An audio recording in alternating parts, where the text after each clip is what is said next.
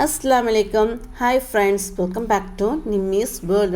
இன்னைக்கு நான் நேபாள் ஸ்டைலில் மட்டன் வச்சு பிரியாணி செய்யப்போகிறேன். அதாவது நேபாள் ஸ்டைல் மட்டன் பிரியாணி செய்யப்போகிறேன். அந்த பிரியாணிக்குரிய மசாலா என்னென்ன யூஸ் பண்ண போகிறேன், எப்படிலாம் யூஸ் பண்ண போகிறேன் அப்படிங்கிறதையும் அந்த பிரியாணி எப்படி செய்ய போகிறேங்கிறத தான் இந்த வீடியோவில் நான் காட்ட போகிறேன். அது மட்டும் இல்லாமல் இந்த வீடியோட ஃபுல் எக்ஸ்ப்ளனேஷனோட நல்ல கிளியராக இன்னும் உங்களுக்கு புரிகிற மாதிரி நான் நிம்மி இப்ராஸ் வேர்ல்டுங்கிற யூடியூப் சேனலில் என்னோட வீடியோ நான் போட்டிருக்கேன். வேணுங்கிறவங்க நீங்கள் அங்கே போய் கூட நீங்கள் பார்த்துக்கலாம்.